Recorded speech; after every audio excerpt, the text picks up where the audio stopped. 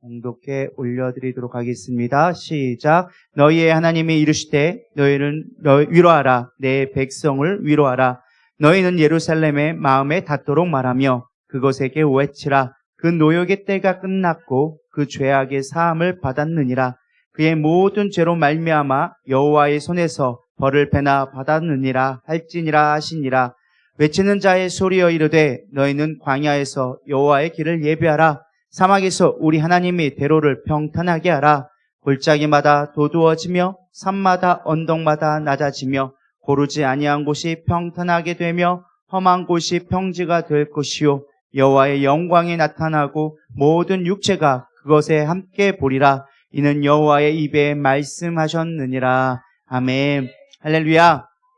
이제 어느덧 미스바 기도회를 제가 오랜만에 또 쓰게 되어지는데요. 제가 또 강단에서 누리다교회에서 하는 거랑 또 여기서 하는 거랑은 조금 느낌이 약간 차이가 있어요. 똑같은가요? 맨날 들으시는 분들은 그게 그 나물인 것 같다 하실지 모르겠지만은 또 처음 보시는 분들도 계신 것 같습니다. 어쨌든 너무나 잘 오셨습니다. 오늘 밤 오셔서 은혜 많이 받고 가시고 여러분들이 있는 곳에서 반드시 열매 맺고 하나님 일하시는 것을 목도하기를 축복합니다.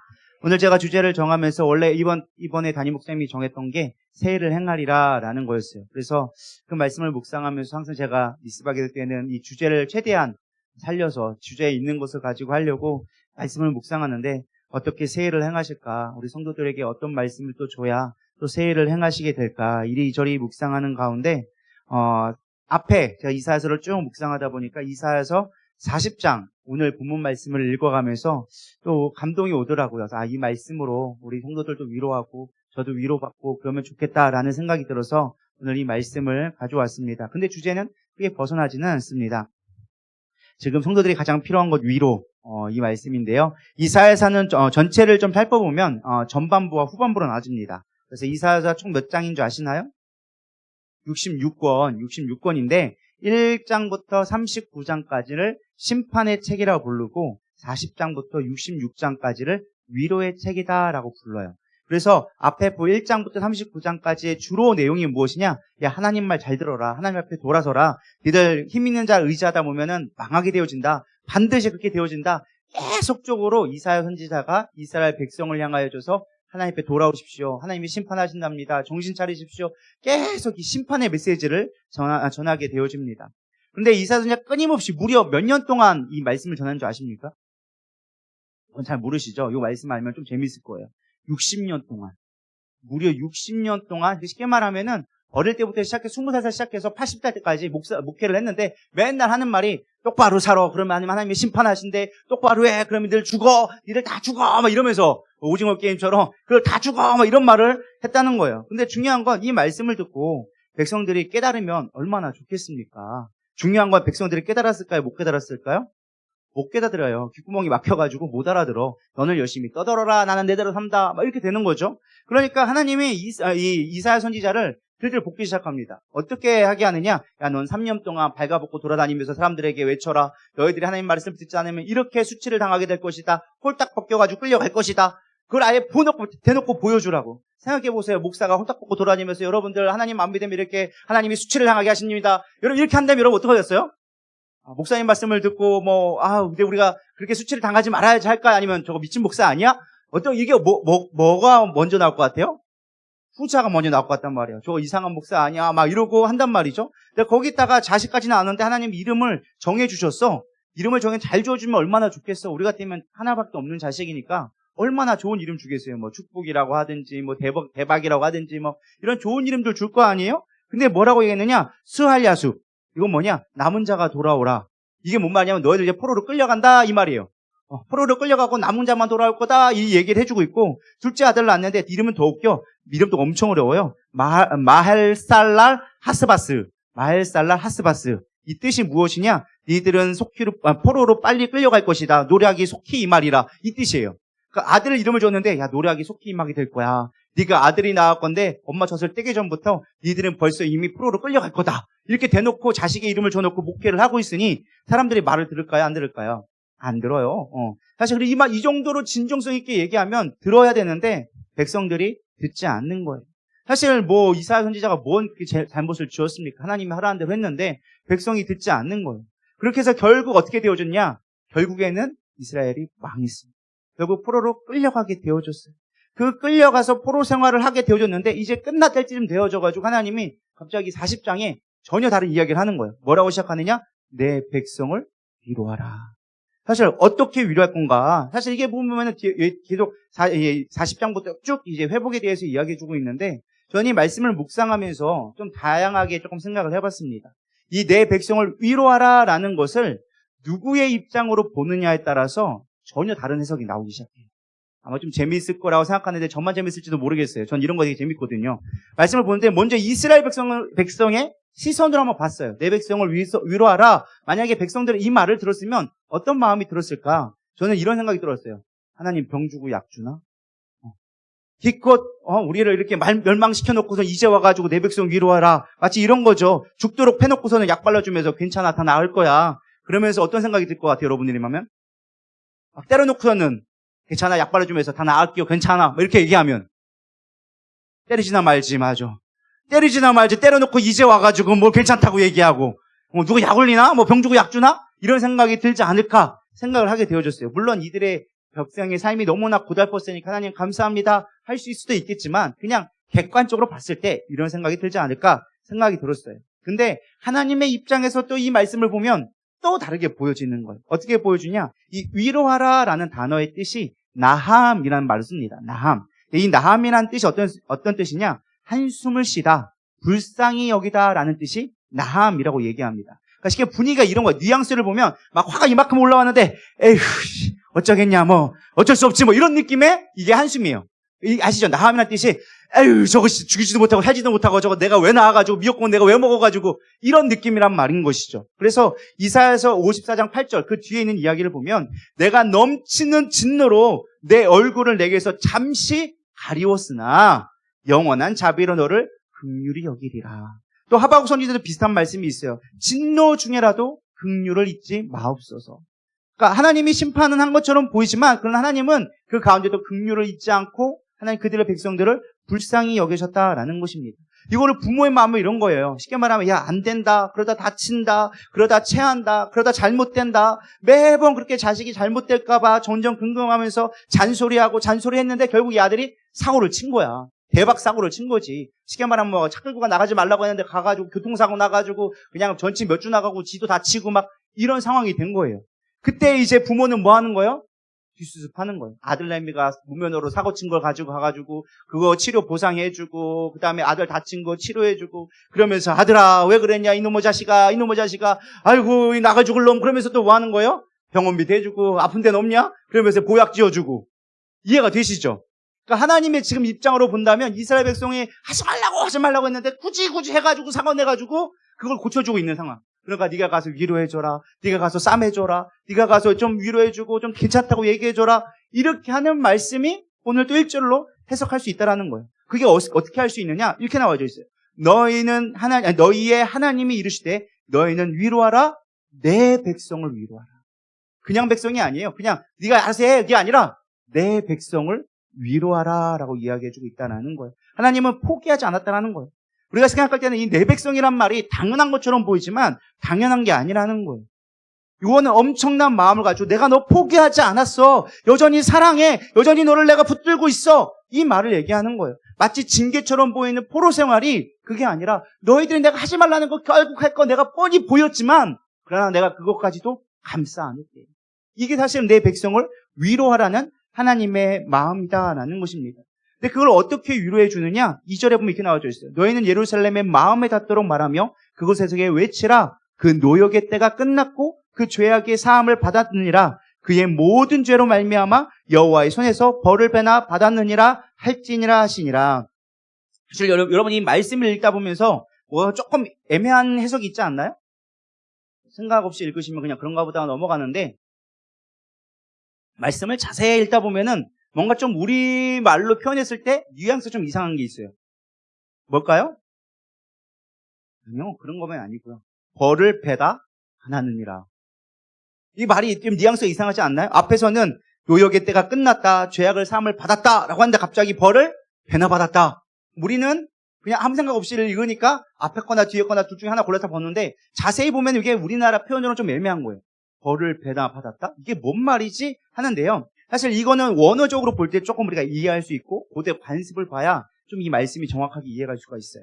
고대 관습에서는 고대에서는 외상을 지잖아요. 옛날도 외상이 있었던 것 같아요. 외상을 주면 당시에는 토기판을 썼어요. 뭐 진짜 돈 있는 귀족들이나 파피루스라고 해가지고 이제 종이게 나무로 껍질로 된 그런 거를 만들었고 대부분들은 토기 이제 흙을 진흙을 빚어가지고 거기다가 이제 빗살무늬처럼 이렇게 해가지고 옛날에 여러분 국사 시간에 배웠던 그런 토기판을 가지고 합니다. 거기다 이게 써놨는데 이게 써가지고 얘는 예를 들어서 근무전도사가 저한테 10만 원을 빌려갔다 양 한 마리를 빌려갔다 그럼 양 한 마리 이렇게 써놨단 말이에요. 그 다음에 좀 힘들다고 해가지고 소 한 마리 이렇게 써놨단 말이에요. 근데 그거를 다 갚으면 뭐 했느냐? 그 어느 날 다 갚았단 말이에요. 제가 다 갚을게요. 갚으면은 그 토기판을 반으로 톡 접는 거예요.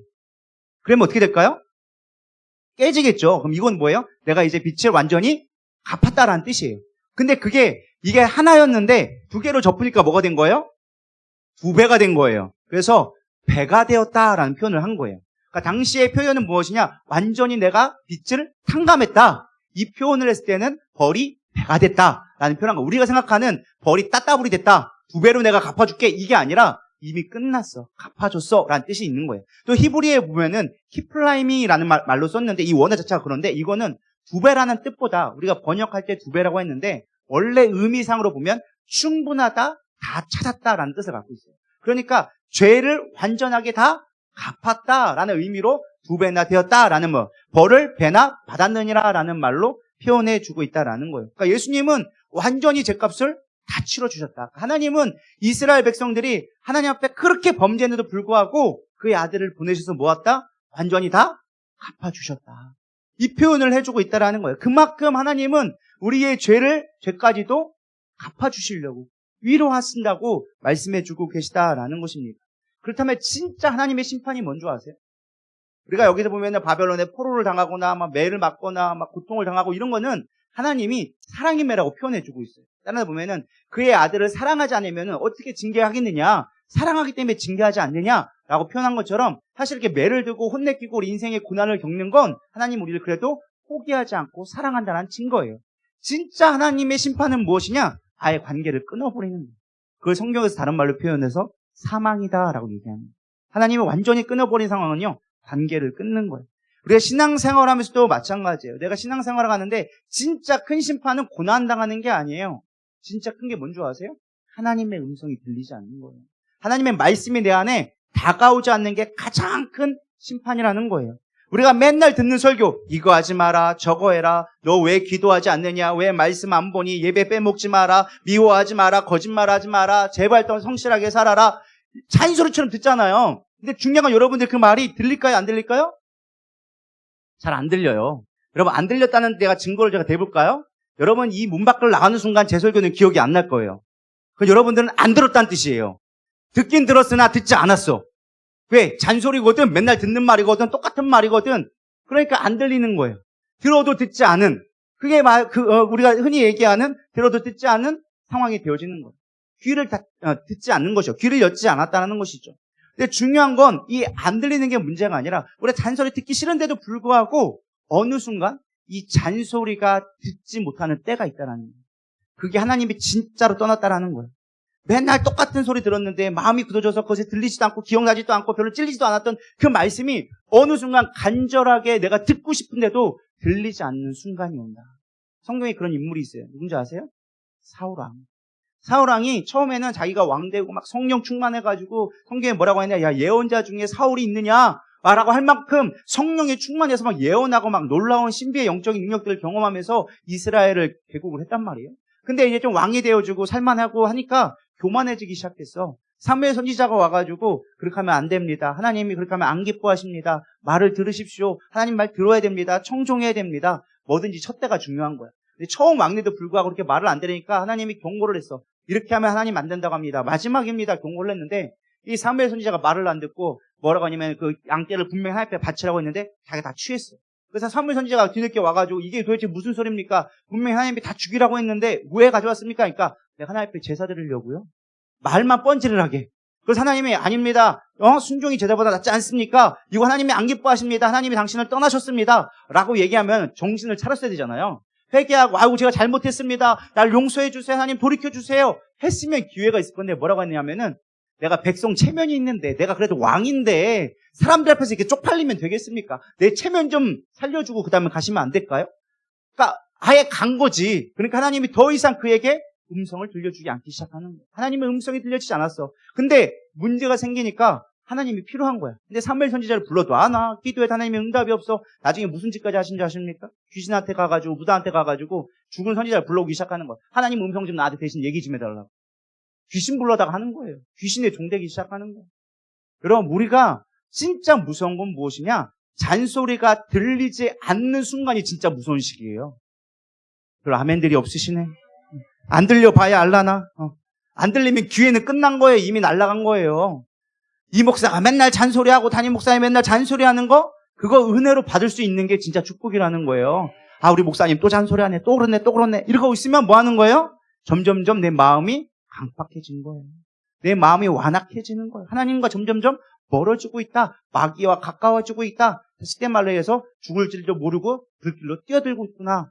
깨달을 수 있어야 된다는 거예요. 할렐루야. 여러분 깨닫기를 소망합니다. 그리고 세 번째 이제 이사야의 시선으로 이 말씀을 제가 좀 묵상해 봤어요. 이게 사실 저에게도 참 많은 울림이 됐는데 제가 처음 목사로서 그냥 일관적으로 이 말씀을 딱 봤을 때 이사야 심정으로 봤다면 어떻게 보일까 처음 묵상했던 건 뭐냐? 꽃이다. 근데 내가 왜 위로해야 돼요? 이런 생각이 들었어요. 쉽게 말하면 이런 거예요. 생각해 보세요. 60년 넘게 맨날 심판을 외치고 벌거벗고 다니고 막 큰 토판에다가 써가지고 전광판 들고 다니는 것처럼 하나님이 심판하신답니다. 막 했는데 귓구멍도 안 들어가지고 듣지도 않았어. 안 들었단 말이죠. 근데 그런 백성이 심판을 당했어. 그럼 여러분 어떤 생각이 들까요? 봐라. 내가 그렇게 얘기했는데 들어 처먹지 안 들어 먹어가지고 꽃이다 이것들아. 이런 생각이 들까요? 안 들까요? 저 같으면 인간이 좀 사악해서인지 몰라도 그런 생각이 들더라고요. 그런 생각이 들었단 말이에요. 근데 중요한데 갑자기 하나님이 와가지고 야, 네 백성 위로해라 이렇게 얘기하는 거예요. 그럼 여러분 뭐라고 생각할 것 같아요? 내가 왜요?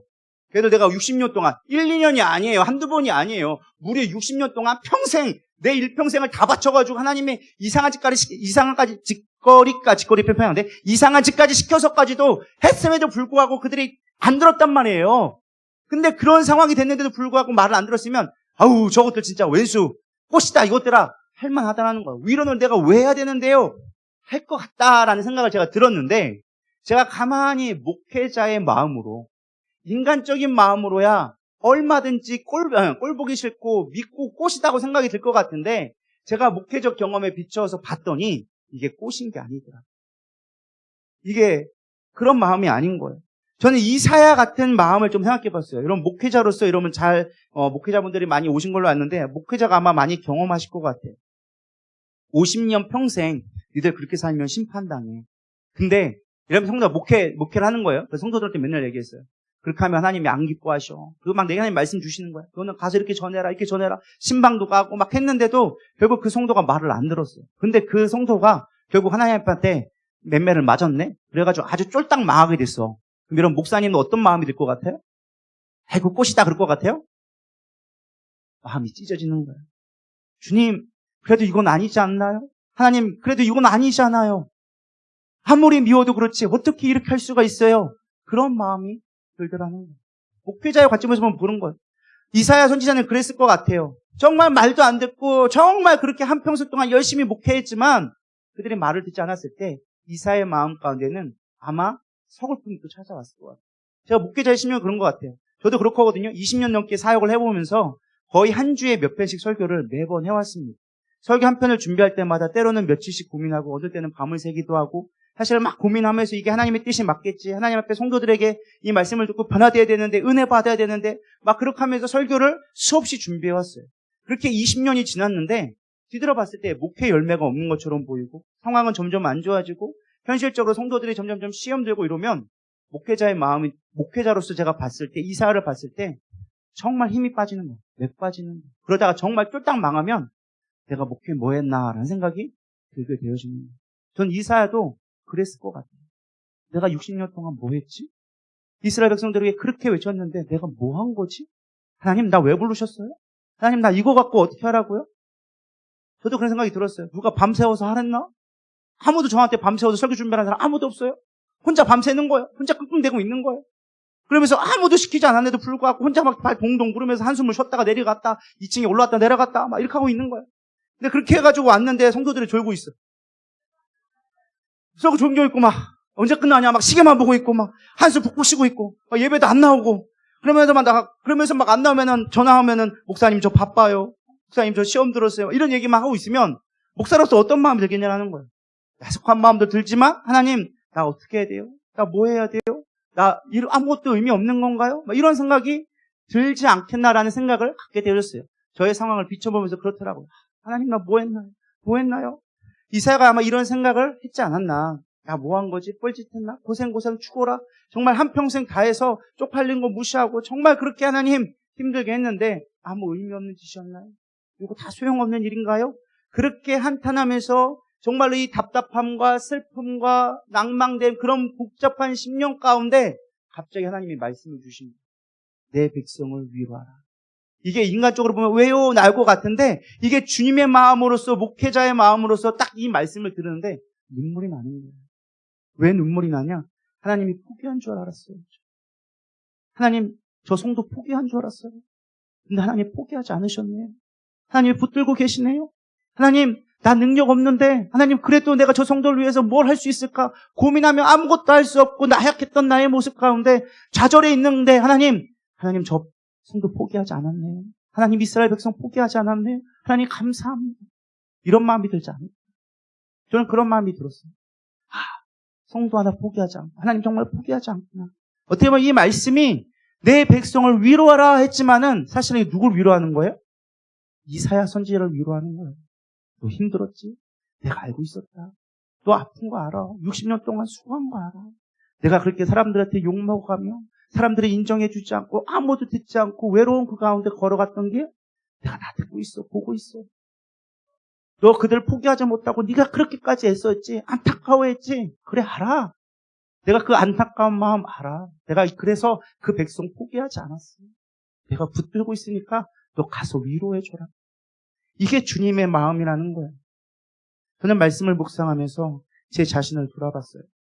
나는 과연 이런 마음으로 목회를 했던가? 성도들에 대한 마음. 하나님의 목자의 마음으로 내가 과연 목회를 얼마나 해왔던가? 그저 나의 편안함, 나의 안식감. 왜 나를 알아주지 않지? 왜 나를 붙들어주지 않지? 왜 나를 하나님 높여주지 않지?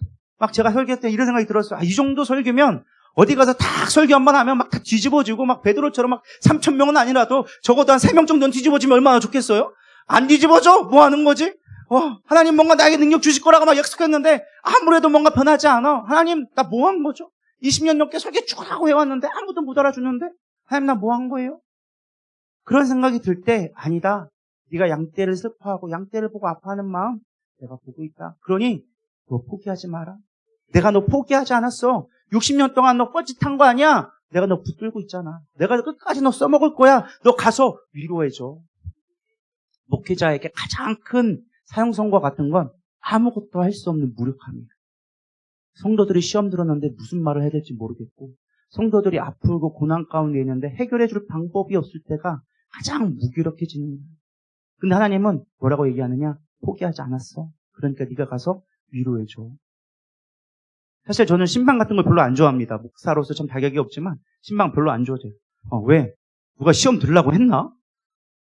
난 시험 들으려고 한 번도 얘기한 적이 없어. 근데 본인이 시험 들었어. 나보고 어쩌라고. 가가지고 내가 비유 맞춰주고 있어야 돼. 왜 시험 들었어요? 뭐 때문에 그래요? 내가 미안한 거야 괜히. 죄송해요. 제가 잘못해서 그런가 봐요. 내가 목회를 못해서 그러지. 내가 기도 못해서 그런가 보지. 이런 자괴감이 드는 거예요.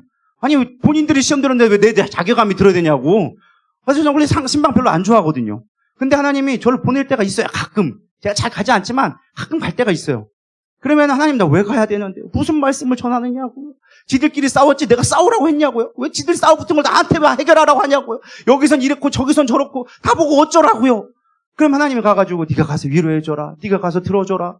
뭘 들어주냐고. 이미 내용은 뻔한데 그냥 삐진 거 갖고 어떡하라고요. 근데 가서 네가 들어줘라. 그럼 가서 들어주는 거예요. 그냥 말씀하고 하나님 이런 말씀 주셨대요. 위로하라. 힘드시래요. 괜찮대요. 뭘 괜찮아. 힘들어 죽겠는데. 근데 그러고 있으라는 거예요. 근데 그게 뭐예요? 하나님이 포기하지 않았다는 뜻이에요. 야, 내가 그 성도 포기하지 않았어. 그러니 너도 포기하지 마. 그러니 너도 할 일 있잖아. 네 사명 끝난 거 아니야? 그건 사실은 성도를 신방하는 게 아니라 주님이 나를 격려해 주고 계시다라는 것이죠. 여러분 신앙생활 하면서 얼마나 힘들고 어려운 생활들을 겪어왔습니까? 내가 뭐 했나 싶고 열매도 없고 신앙생활 10년, 20년 했다 할더라도 뭐 자랑할 만한 게 있어야 말이지. 남들은 뭐 교회를 몇 개 세웠다, 전도 몇십 명, 몇백 명 했다 하는데 사실 없어. 나는 내 가족 한 명도 구원 못했어. 그거 구원하려고, 내 남편 구원하려고, 내 자식 구원하려고 맨날 몇십 명 구원했는데 하는 짓거리 봐서는 평생 안 될 것 같아. 희망이 없어 보여. 여러분 그렇지 않나요? 그렇다니까요. 죽으라고 그러나 제가 옆에 보니까 그래요. 맨날 다람쥐 쳇바퀴 도는 삶 같고 맨날 일생만 반복되어지고 내일이 딱히 기대되지도 않아. 똑같아가지고. 내일이 기대돼야 소망이 있어야 달려갈 건데 똑같아. 맨날 10년 되면은 새 일을 행하리라. 똑같아 지나보면. 뭔 새 일이야 똑같은데. 안 그래요? 제가 기억하기로는 이 보라 새 일을 행하랴 이거는 10년 때마다 불렀던 노래야. 그리고 10년 때마다 말씀 나왔어. 근데 뭘 새로워졌는데? 안 새로워져. 뭐가 새로운 거지? 똑같단 말이야. 기대도 없고 뭐가 똑같아요. 그러면서 시간은 가니까 점점 나이는 먹어가니까 두려워져. 이게 나이를 많이 먹어가면 죄송스럽습니다. 제가 어른들 계시는데 제가 아직 젊은 게 좀 그렇긴 한데 나이를 먹어가면 이상하게 용기가 생기게 되는데 두려움이 먼저 오더라고요. 맞아요? 틀려요? 두려움이 먼저 오더라고요. 조금 더 몸이 약해져봐. 그거는 배가가 되기 시작하는 거야. 좀만 아파도 옛날에는 뭐 이런 것까지 약 먹고 하면 말지 이렇게 했는데 이제 약 먹고 마는 게 아니야. 이게 하나 아프면은 모든 게 다 하기 싫어져. 모든 게 다 무서워져. 그게 끄떡 하시는 분들은 아시는 거고, 뭐 안 끄떡 하시는 분들은 아직은 멀쩡한 거고. 예. 근데 그렇게 되더라고요. 내가 너무 힘들지 않나? 어떻게 살아가나? 그러면서 이런 고백이 나오잖아요. 너무 멀리 왔나요? 세상으로 돌아가기엔. 주님 앞에 있기도 힘들고 세상으로 돌아가기에도 너무 멀리 온 것 같고 이거 이러지도 못하고 저러지도 못하고 막 이렇게 될 때가 많이 있다라는 거예요. 그때 주님이 주시는 위로가 뭐냐? 내가 너 포기하지 않았어. 내 백성 위로해줘. 여러분 이런 은혜가 있기를 소망합니다. 네가 지금 한 걸음 한 걸음 걸어왔던 거, 네가 한숨 쉬면서 걸어왔던 그 한숨들 내가 다 모으고 있어. 내가 다 보고 있어. 내가 다 듣고 있어. 그러니 포기하지 마. 전 이런 마음이 들었어요. 야, 아직 세상 끝나지 않았다. 야, 한국 아직 끝나지 않았다. 야, 너 교회 아직 끝나지 않았어.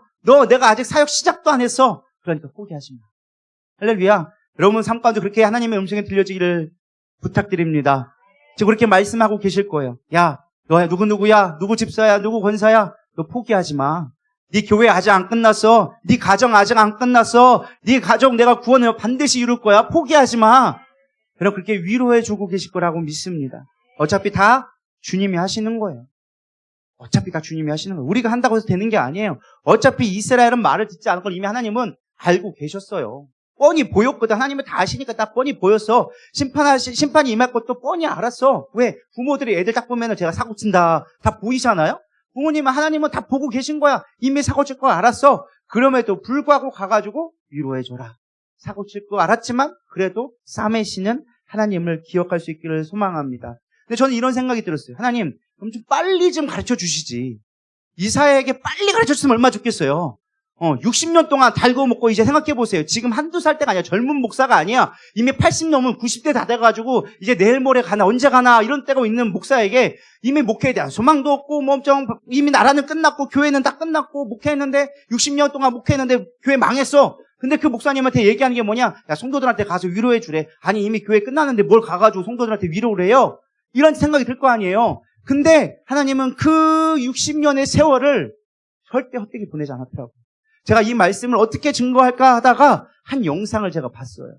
그게 뭐냐? 제가 요즘에 열심히 달리기를 하잖아요. 그러다 보니까 마라톤 프로그램, 달리기 프로그램들을 보다 보니까 극한 84라는 드라마가 있더라고요.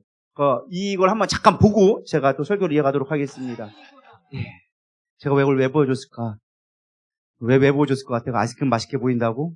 아니요. 저는 이 기안 84를 보면서 이사야가 오버랩되더라고요. 그리고 저의 목회가 오버랩되고 하나님의 위로가 막 느껴지더라고요. 저도 이 보면서 울었어요. 왜 그랬느냐? 이 아이스크림 그 옆에 있는 패널들이 원래 뒤에 보면 나오거든요. 나도 그 아이스크림 먹고 싶다. 그런데 하는 게 뭐라고 하냐면 야 시중에서 절대 이 맛 느끼는 거예요. 이 맛을 느끼려면 41.19kg를 뼈야지만 이 맛을 알 수 있어요. 뼈야지만 이 맛을 알 수 있어요. 똑같은 아이스크림이라고 똑같은 맛이 아니야. 그 맛을 띄어야지만 그거 먹고 우는 거야 그냥. 왜? 지나왔던 그 모든 힘든 순간들, 막 포기하고 싶고, 막 좌절하고 싶고, 막 넘어졌다가, 눈물 흘렸다가, 막 억지로 뻐겨가지고 안 움직인 거 억지로 끌고 왔는데, 그때 딱 먹는 아이스크림. 그 하나 아이스크림 때문에 울게 되는 거예요. 저는 이 위로하라는 말이 이렇게 들려줬어요. 네가 60년 동안 진짜 힘들었지? 근데 하나님이 딱 위로하라는 말로 아이스크림을 딱 주는 거야. 근데 그걸 먹자마자 이사야는 울 수밖에 없었어요. 너무 시원한 거야. 너무 달콤한 거야. 모든 피로가 다 풀리는 것 같지 않았어요. 저는 이 말씀을 준비하면서 이런 생각이 들었어요. 하나님, 제가 설교를 하는데 어쨌든 설교자를 좀 부르셨사오니 하나님, 내가 뭐 엄청난 특별한 은사가 있는 것도 아니고 엄청난 뭐 어떤 재능이 있는 것도 아니고 하나님, 내게 단 하나님 주신 은사가 있다면 그 말씀 전하는 건데 하나님, 우리 성도들 지쳐있을 때, 그렇게 삶에 지쳐서 고난됐을 때 말씀으로 아이스크림 줄 수 있는 자 되게 해주세요. 말씀으로 이렇게 시원하게 해줄 수 있는 자 되게 해주세요. 나는 그거 없어요. 근데 정말 아이스크림 별거 아니거든요. 500원짜리 하나인데 저는 정말 사소한 거 하나 준비하는데 하나님, 그들이 고난 가운데 이 아이스크림 맛을 느낄 수 있도록 주님 지켜주세요. 주님 붙들어주세요. 포기하지 않고 이 마지막에 있는 아이스크림을 꼭 맛보게 해주세요. 저 여러분이 그랬으면 좋겠어요. 힘들죠? 아픈 거 알아요. 근데 그 마지막에 오는 아이스크림 맛을 꼭 봤으면 좋겠습니다. 그래서 제가 오늘 아침에도 뛰었어요. 6km를. 6km를 뛰었어요. 근데 그거를 천천히 뛴 게 아니라 5분 페이스를 뛰었어요. 러닝머신 10이에요, 속도. 러닝머신 12 속도로. 별로 안 뛰신 분들은 모를 거예요. 뛰어보신 분만 알아요. 러닝머신 12 정도 된다는 게 5분 페이스가 어떤 페이스인지. 그걸로 제가 6km를 뛰어봤어요. 심장 터질 것 같다. 그러면서 만약에 내가 이때 이 아이스크림 먹었으면 이런 맛이 날까? 생각하면서 안 나겠지? 좀 더 뛰어봐야 되려나? 막 혼자 이런 생각하면서 막 이런 생각 했었는데 우리 인생도 같아요. 인생의 고난이 너무 힘들고 어렵지만 마지막 순간에 주님이 주시는 위로의 말 한마디가 우리 그렇게 시원하게 되리라 믿습니다. 그럼 오늘도 잘 버티고 이겨내기를 소망합니다. 그러면 반드시 아이스크림을 맛보는 날, 누구도 맛볼 수 없는 그 아이스크림을 맛보는 날이 반드시 오게 되리라 믿습니다. 어차피 우리가 하는 것 같지만 결국에는 하나님이 하시는 거예요. 하나님이 우리를 붙들어 주세요. 힘들고 나는 포기하고 싶지만 하나님이 포기하지 않는 것처럼 우리는 반드시 완주하게 되리라 믿습니다. 내가 잘나서 똑똑해서 하나님 보시기에 흡족해서 하나님 우리를 포기하지 않는 것처럼 보이지만 그러나 결국 보면 나는 내세울 것도 없고 자랑한 것도 없고 이룬 것도 없어요. 단지 하나님이 우리를 마지막 때 이 감동을 주려고, 야, 너 뛰었지? 아이스크림 먹어봐. 맛있지? 이거 비교할 수 없지? 이 맛 주려고 우리를 고난 가운데 저는 뒀다고 믿습니다. 저는 이 말씀을 보면서 오병이어도 생각났어요. 사실 오병이어가 정말 연약한 자를 하나님이 쓰시는 거잖아요. 이 어린아이가 가져온 오병이어. 근데 이 오병이어가 우리가 말로 번역하니까 보리떡 5개와 물고기 2마리, 애들 막 동화책 보니까 물고기 이만한 거 그려놓고 보리떡 5개 바구니에 담아서 이쁘게 보이니까 먹을만 하겠구나 생각하지만 사실 이 어원의 의미를 보면은 이게 얼마나 큰 은혜인지를 알게 되어져요. 원래 보리떡이라는 말이 크리티노스라는 말로 썼는데 사실은 지금이야 보리떡이 별미지만 옛날 시대에는 고대 1세기 시대에는 정제 기술이 없어가지고 밀도 뻑뻑해. 근데 보리는 더 뻑뻑해가지고 먹으면 속된 말로 똥구멍 찢어지도록. 그러니까 소화가 안 돼. 먹으면 속이 더 부르게. 그래서 사람들이 안 먹어서 버려지는 건데 가난해서 찌질이 먹을 것도 없으니까 어쨌든 살아보려고 먹었던 거, 그 보리라도 갈아가지고 그냥 어떻게 그거라도 떡으로 만들어가지고 구워 먹었던 게 보리떡이에요. 그것도 크면 얼마나 좋아. 배부라도 부르게. 요만한 거. 정말 애들 코딱지, 애들 가져가면 이게 누구냐, 보영이 먹는 간식 정도 되는 요만한 간식 저기 5개 가져온 거예요. 거기다가 물고기는, 여러분 물고기가 히브리어로 뭔지 아시나요? 헬라어로? 여러분 잘 아실걸요? 익투스 많이 들어봤잖아요. 그게 히브리어로 물고기란 뜻이에요. 근데 여기서 나온 단어는 익투스가 아니에요. 뭐라고 나왔느냐? 자, 적어놓고도 안 보이네. 여기 보면 옵사리온이란 말로 썼어요. 옵사리온. 이 옵사리온은 무엇이냐? 익투스는 그래도 상품 가치가 있는 먹을 만한 물고기를 익투스라 그래. 근데 옵사리온은 뭐냐? 쉽게 말하면 어부대가 잡잖아요? 그러면 새끼들은 놔줘. 그리고 먹을 만한 거는 걷어. 근데 새끼도 아니고 먹을 만한 것도 아닌 중간에 애매한 사이즈가 애매해 있어. 이만한 거, 피라미 같은 거. 먹자. 물론 우리나라 이제 그걸 도라이 뱅뱅이도 해먹고 우리는 어떻게든 먹어 치우지만 진짜 애매한 거야. 이거 크지도 않고 작지도 않고 뭐 애매한 거. 그러니까 이게 막 빼내자니, 그물에 걸린 걸 빼내자니 수고가 더 힘들고 뭐 그렇잖아. 애매하니까 그냥 어부들이 걷어놓고서는 투망에다 그냥 말리려고 쭉 던져놓은 거야. 그러면은 가난한 사람들이 먹으려고, 그거라도 끓여 먹으려고, 어죽이라도 꺼 먹으려고, 그걸 하나씩 빼가지고, 말려가지고, 구워 먹는 거야. 그거라도 씹어 먹으려고. 배고프니까, 먹을 게 없으니까. 그러니까 이걸 먹었다라는 자체가 웬만큼 가난했다는 게 아니에요. 그냥 찌질이 가난했다. 근데 그것도 어른이 아니야. 애야. 그러니까 집에서 찌질이 가난한 집에서 정말 먹을 게 없어가지고 그냥 구석에 굴러다니던 간식 몇 개 주워온 거야. 근데 애가 그거 있는데, 야, 먹을 것 좀 가져와봐라 하니까 애가 순수해가지고, 야, 이거 있는데요? 가져온 거야. 그게 내가 바칠게요. 막 순수해서 가져온 게 아니라 그냥 가져오라니까 그냥 그런가 보다 하고 준 거야. 근데 예수님은 그걸 뭐 했다? 축사하시고. 축사가 뭐냐? 땡큐예요, 땡큐. 감사했다라는 거예요. 감사해서 그걸 가지고 축사하시고 나눠줬다라는 거예요. 근데 그걸 무료로 12만 명이나 먹을 정도로 엄청나게 하나님이 축복을 주셔서 먹었던 거예요. 사실은 그들이 배불리 먹었다라고 얘기하지만 이거 갖고는 배불리게 먹을 수 있는 수준이 아니야. 이거는 애가 먹어도 하루 종일 먹어도 그냥 입만 간지러울 뿐이지. 마치 제가 생각했을 때 뭐와 비슷할까? 뻥튀기. 뻥튀기 죽으라고 먹잖아요? 그럼 배불러요? 입만 껄끄러워. 죽으라고 먹어도 뭔가 입이 심심해서 계속 먹는데 뭔가 배는 안 차. 이게 딱 그거예요. 먹어도 별로 배는 안 차. 근데 그들이 배불리 먹었다라고 성경이 표현할 정도면 이거는 어마어마한 기적이라는 거예요. 근데 하나님이 우리를 쓰실 때 그렇게 쓰신다는 거예요. 내가 너에게 세일을 행하리라. 너희가 잘나서가 아니라, 내가 너를 포기 못한 이유는 니들이 잘나서가 아니라 내가 너희를 이만큼 하찮은 존재지만, 그러나 그럼에도 불구하고 난 너를 포기하지 않아. 내가 너를 포기할 수 없어. 이게 하나님의 마음이라는 거예요. 그 이사야는요, 그 마음을 듣고 울 수밖에 없는 거예요. 하나님 포기하지 않으셨네요. 정말 보잘것없는 우리를 포기하지 않으셨네요.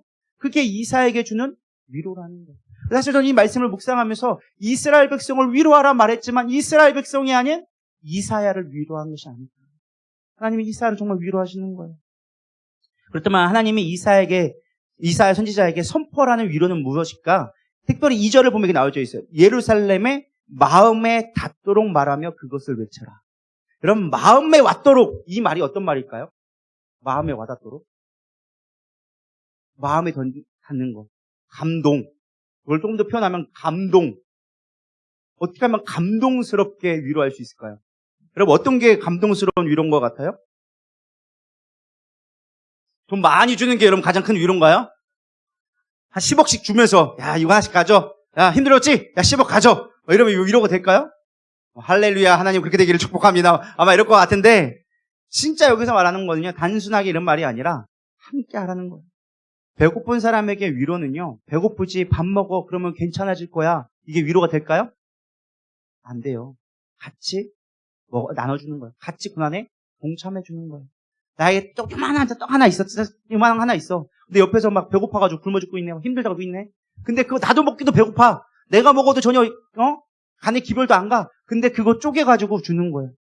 너도 먹고. 그럼 그걸 받는 사람은 어떤 마음이 들까요? 그게 마음에 와닿는 위로라는 거예요. 야고보서 우리 2장 15절 18절을 읽어보도록 하겠습니다. 시작. 만일 형제나 자매가 헐벗고 일용할 양식이 없는데 너희 중에 누구든지 그에게 이르되 평안히 가라, 덥게 하라, 배부르게 하라 하며 그 몸에 쓸 것을 주지 아니하면 무슨 유익이 있으리요. 행함이 없는 믿음은 그 자체가 죽은 것이라. 어떤 사람은 말하기를 너는 믿음이 있고 나는 행함이 있으니 행함이 없는 내 믿음을 내게 보이라. 나는 행함으로 내 믿음을 내게 보이리라 하리라. 우리가 행함을 강조하는 것처럼 보이지만 저는 이것이 진짜 위로라고 믿습니다. 말로만 이렇게 해야 돼요, 저렇게 해야 되고 아니라 같이 아파해 줄 수 있는 거, 같이 울어줄 수 있는 거, 같이 공감해 줄 수 있는 거, 이것만큼 큰 위로가 없다라는 것입니다. 사실 이 뒤에 보면은 이 뒤에 또 다른 이야기가 극한팔사가 나온 김에 또 얘기 들면 그 크루원 중에 같이 뛰는 애 중에 권하온이라는 배우가 나옵니다. 근데 이 권하온이라는 배우는 달리기를 타고났어요. 서브 3를 뛰는 사람이에요. 여러분 서브 3가 뭔지 모르죠? 마라톤을 잘 모르니까 42.195km를 3시간 만에 뛰는 사람이에요. 3시간 안으로 뛰는 사람들. 보통 일반인이 조금 뛴다 하는 사람들이 5시간이에요. 42km. 그러니까 저 같은 사람 뛰면 6시간 걸려요. 제가 12km, 그러니까 러닝머신 12로 달려도 시속 5km 뛰어도 제가 달렸을 때 이 속도로 제가 정말 죽으라고 뛰어도 단 한 번 안 쉬고 뛰어도 제가 걸리는 시간이 5시간이에요. 왜? 5분 페이스로 뛰었을 때 제가 1시간 뛰는 게 1시간에 10km를 왔다 갔다 해요. 10km 정도 뛸 때 1시간 걸려요. 근데 42km잖아요. 그러면 4시간 반 이상 걸리는 거예요. 근데 이거를 3시간 만에 뛸 수 있는 정말 타고난 어나더 클래스의 배우였는데 얘가 처음에 뛰는데 막 대회도 많이 나갔어요. 근데 같이 뛰었던 치키라는 일본 여배우가 있었어요. 근데 걔는 처음 마라톤을 도전하는 애였고 또 같이 갔던 이은재라고 우리 연예인 있잖아요. 그 여자 좀 끼 많고 막 그랬던 연예인 이은재라고 있어요. 어쨌든 걔도 뛰는데 걔는 진짜 생초보. 마라톤이라는 것 자체를 안 뛰어본 애야. 근데 걔가 하프를 뛰어보겠다고 도전을 한 거야. 근데 이 화훈이가 옆에서 같이 뛰어주는 거예요. 처음에는 가장 못 뛰는 은지 옆에서 10km를 같이 뛰어주는 거예요. 그럼 10km가 쉬운 것처럼 보이지만 쉬운 거리가 아니에요. 1시간 내내 뛰어야 돼요. 여러분. 그것도 엄청 빨리. 러닝머신 10으로 1시간 내내 뛰어야 돼요. 쉬지 않고. 그게 1시간 코스예요. 그 10km를 뛰어주는 거예요. 같이. 그걸 다 뛰고 나니까 나머지 하프 있으니까 내가 가서 다른 사람들 좀 도와줄 테니까 뛸 수 있지. 화이팅! 하고서는 뛰었는데 찍히하고 거리가 20km가 차이나. 20km면은 웬만한 사람들은 쫓아가지도 못해. 근데 그거를 전력 질주해가지고 따라잡았어. 그래가지고 30km에서 따라잡아가지고 옆에 가가지고 막 이미 찍히는 이미 다 퍼졌어. 왜냐면은 러닝 한 번도 풀코스를 뛰어보지 않은 선수가 그거를 뛰는 거는 거의 극한의 고통이거든요. 막 죽으려고 막 울면서 계속 뛰는 거야. 어떻게든 뛰어봐야지. 근데 찍기가 그걸 뛰었던 이유 중에 아버지가 이 마라톤을 뛰어봤다라는 거예요. 그래서 아버지도 했으니까 나도 해봐야지 하면서 막 울면서 애가 막 거의 막 실신 직전으로 막 울고 막 하면서 갔어. 근데 그 옆에 이제 화훈이가 가가지고 힘들었지. 뛸 수 있어. 막 물 갖다 주고 막 앞에 가가지고 미리 막 먹고 받아주고 물 받아주고 옆에서 아프면은 뛸 수 있다고. 계속 화이팅 해주고 계속 화이팅해서 마지막 42.19km를 함께 들어갈 수 있게끔 옆에서 같이 뛰어줬어요. 사실 인간적으로 본다면 자기가 얼마나 잘 뛰고 싶겠어요? 얼마든지 대회에서 우승해보고 정말 우승을 바랄 수 있을 만한 실력이었음에도 불구하고 함께 뛰어주는 거예요. 그러니까 그들이 끝나고 나서 하는 게 뭐하냐? 너무 고맙다는 거예요. 나 화운이 없었으면 나 못 통과했다. 화운이 없으면 이 길을 못 갔다. 저는 이 모습을 보면서 마치 우리의 신앙의 모습이 아닐까. 교회가 해야 될 역할이 이거야 라고 저는 생각해요. 사람들이 힘들어해요. 넘어져 있어요. 그럼 우리 뭐 하는 거예요? 옆에서 같이 뛰어주는 거예요. 근데 우리가 신앙생활 하다 보면 가끔 착각하는 게 내 신앙 잘하는 것을 우선이라 생각해요. 나 잘 달릴 수 있어? 나 잘 뛸 수 있어? 그럼 이게 우리 가운데 은혜가 아니라는 거예요. 진짜 은혜와 위로는 뭔지 아세요? 같이 뛰어주는 거예요. 내가 조금 늦으면 어때? 내가 조금 믿음으로 좀 연약하면 어때? 같이 뛰어줄 수 있는 거예요. 힘들지? 집사님, 내가 같이 가줄게. 내가 같이 기도해줄게. 내가 같이 힘써줄게. 그러니까 포기하지 마. 여기서 넘어지지 마. 시험 들지 마. 여기서 주저앉지 마. 내가 같이 가줄게. 같이 가자. 할 수 있어. 그럼 이게 우리의 교회의 모습이 되어줘야 되지 않나. 이게 우리가 받는 진정한 위로라는 거예요. 전 여러분들이 그렇게 되기를 소망합니다. 그래서 주님이 또 이렇게 위로를 해주시는데 함께 해주시는 위로자예요. 특별히 그냥 했느냐? 하나님은요, 자기의 희생적인 위로를 해주기 시작해요. 2절에 보면 노역의 때가 끝났고 그 죄사함의 사함을 받았느니라 그 모든 죄로 말미암아 여호와의 손에 벌을 배나 받았느니라 할지니라. 아까 설명했죠. 주님이 이 모든 거를 다 감당해 주셨다는 거예요. 그래서 모든 거를 다 감당해 주셨어요. 여러분이 그런 은혜를 깨닫기를 소망합니다. 또 진짜 마음에 와닿는 위로의 두 번째는 무엇이냐? 여기 보면은 3절부터 4절로 한번 읽어보겠습니다. 줄리죠? 이제 금방 끝낼게요. 3절 4절 읽어보겠습니다. 시작. 외치는 자의 소리여 이르되 너희는 광야에서 여호와의 길을 예비하라. 사막에서 우리 하나님의 대로를 평탄하게 하라. 골짜기마다 도두어지며 산마다 언덕마다 낮아지며 고르지 아니한 곳이 평탄하게 되며 험한 곳이 평지가 될 것이요. 아멘. 사실 이것도 사실은 제가 설교를 하면 1시간 내내 설교할 수 있는데 좀 졸고 계신 분들이 있어서 제가 또 마상을 또 입어가지고 제가 빨리 끝내도록 하겠습니다. 기술적으로 사실 여러분 사막에 길을 내는 건요. 기술이 아무리 발달돼도 불가능한 일이에요. 왜냐하면 사막이란 말 자체가 모래로 이루어진 그것이 사막이에요. 근데 사막의 특징은 바람이 불면 모래가 날아가서 여기 있던 길이 좀 있으면 없어져. 그래서 길을 내가 아무리 잘 닦아놔도 좀 있으면 내일 되면 길이 없어지는 곳이 사막이에요. 그래서 길이 없는 곳이 사막이에요. 믿으십니까? 근데 하나님께서 뭐라고 했어요? 사막에 대로를 내겠다. 물론 요즘에 중동의 두바이가 워낙 미쳐가지고 사막에다가 길을 내긴 하지만 성경 말씀에 그런 것처럼 하나님이 불가능한 일을 이루어가겠다라고 약속해 주는 거예요. 근데 우리 이 말씀을 보면 되게 좋잖아요. 그럼 이 말씀을 들으면서 어떤 생각이 드시나요? 하나님이 내 마음 가운데 사막에 길을 내시겠대. 광야에서 물이 솟게 하겠대. 하나님의 광야에서 꽃이 피게 하겠대. 그럼 이 말씀을 들으면 어떤 마음이 들어요? 내 인생에도 이런 날이 오기를 분명하잖아요. 근데 여러분들의 착각하는 게 하나 있어요. 이렇게 광야에서 길을 내기 위해서 하나님이 하시는 반드시 작업이 있어요. 그게 뭐냐? 평탄화라는 게 있어요. 우리가 공사를 지으면 가장 먼저 하는 게 뭐예요? 기초 공사를 해야 돼. 산맥에 길을 내기 위해서 가장 먼저 하는 것 중에 하나가 평탄화 작업이 있어요. 여기 보면 나와져 있잖아요. 외치는 자소리 되 너는 광야 여호와의 길을 예비하라. 사막에서 우리 하나님의 대로를 평탄하게 하라. 평탄하게 하라. 이게 길을 내는 가장 첫 번째인데 하나님이 우리 가운데 삶 가운데 길을 내기 위해서 우리의 마음을 평탄하기 시작합니다. 내면에 골짜기가 있어요. 내 마음의 상처, 열등감, 낮은 자존감들을 평탄하게 시키기 시작하는 거예요. 근데 이게 쉬운 일이 아니에요. 여러분들의 자존심이 깎아져야 되는 거예요. 내가 자신감 높아 있던 거는요, 밀어버려야 되고 파진 것들은 메워지기 시작하는 거예요. 이게 하나님이 주시는 위로예요. 우리는 위로라고 하니까 잘 될 거야, 괜찮아, 복 받을 거야, 내게 10억이 생길 거야, 막 이러면 우리는 위로받잖아요? 근데 그게 위로가 아니라 마음을 건들리기 시작하는 거야. 너 이것 때문에 걸렸지? 너 이것 때문에 시험 들었었지? 너 이것 때문에 아파했지? 톡톡 그것만 건드시네 하나님이. 왜요? 평탄화하려고. 그 과정을 넘어가야 하나님이 세기를 내기 시작하는 거예요. 그러니까 우리가 생각할 때 사막에 길을 내시고 사막에서 물을 나고 하나님의 하겠지, 꽃도 피게 하겠지. 그 전에 과정들을 꼭 생각하셔야 돼. 이게 쉬운 일이 아니구나. 어려운 길이구나. 또 보면은 산과 동산은 뭐예요? 우리 안에 교만을 얘기하는 거예요. 우리가 높아지려고 했던 것들, 끊임없이 높아지려고 했던 것들 하나님이 싹 다 밀어버리기 시작하는 거예요. 내 자존심이 완전히 바닥날 때까지 빡빡 굴리시는 거예요. 그리고 여기서 아멘 하시는 분들은 은혜가 있으신 분이고 아멘 안 하시는 분들은 아직도 멀었다는 거예요. 조금 더 굴르셔야 되는 거예요. 죄송합니다. 이렇게 말드려서. 성경에 이렇게 나와 있으니까 뭐 어쩔 수 없어요. 저는 성경이 있는 대로 얘기해야 되니까. 또 고르지 못한 곳, 험한 곳은 우리의 해결되지 않은 마음의 상태를 얘기해요. 그래서 그런 것들을 하나님이 해결해 나가셔야 돼요. 내 내면이 바뀌어야 하나님 나라가 임하기 시작해요. 하나님 나라는 저 우주 너머에 있는 게 아니에요. 하나님 나라는 너희의 안에 있느니라. 내 안에 있는 것들이 평탄해되기 시작해야 비로소 새 길이 보여. 하나님이 원하시는 새 길은 육적인 게 아니야. 잘 먹고 잘 사는 길이 하나님의 길이 아니야. 그것이 새 길이 아니라 내 안에 하나님 나라로 말미암아 새로운 관점, 새로운 삶이 시작되어지는 게 하나님이 원하시는 새 길이라는 거예요. 저 여러분들이 그렇게 되기를 소망합니다. 이사야에게 그렇게 했다는 거예요. 내가 내게 새 길을 보여주리라. 할렐루야. 이사야를 새롭게 하기 시작했다는 거예요. 말씀을 마치려고 합니다.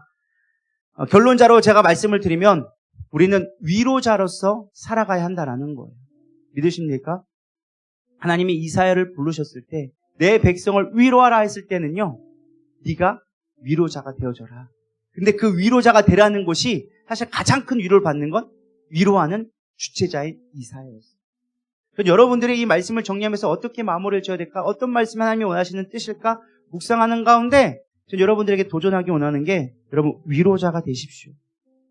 여러분들 주변에 있는 하나님의 백성들을 위로하십시오. 여러분 주변의 원수 같은 사람들을 위로하십시오.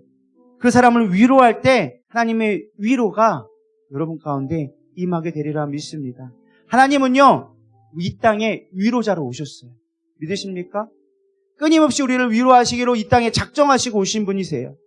예수님이 뭐라고 말씀하셨어요? 수고하고 무거운 짐 자들아 다 내게로 오라. 내가 너희를 쉬게 하리라. 성령님이 하는 뜻 자체가 파라클레토스, 위로자라는 뜻이에요. 그분이 오셔서 우리 마음가운데 오셔서 위로해 주시는 거예요. 우리의 상한 마음, 우리의 아픈 마음들, 우리가 포기하고 싶은 마음들을 주님이 내 안에 오셔서 끊임없이 위로하는 거예요. 너 끝까지 갈 수 있어. 너 결국에는 마라톤에 갈 수 있어. 하나님 그날에 너 갈 수 있어. 내가 너와 함께 할게. 포기하지 마. 끝까지 갈 수 있어. 그게 성령님이 하시는 일이라는 거예요. 성령님하고 한다니까 막 은사 줘가지고 막 이게 아니라 너 끝까지 믿음으로 지켜내라. 너 시험 맞지? 괜찮아. 이겨낼 수 있어. 내가 너와 함께 하잖아. 화훈이처럼 같이 있어주는 거예요. 포기하지 말고 같이 가자. 끝까지 가자. 야, 좀 있으면 아이스크림 있어. 그거 먹자, 우리 같이 가자. 성경 말씀에 요한계시록 21장 3절에 4절에 얘기합니다. 내가 들으니 보좌의 큰 음성이 나서 이르되 보라 하나님의 장막이 사람들과 함께 있음에 하나님이 그들과 함께 계시리니 그들은 하나님의 백성이 되고 하나님은 친히 그들과 함께 계셔서 모든 눈물을 그 눈에서 닦아주시니 다시는 사망이 없고 애통하는 것이나 곡하는 것이나 아픈 것이 다시 있지 아니하리니 처음 것들이 다 지나갔음이로라. 아멘.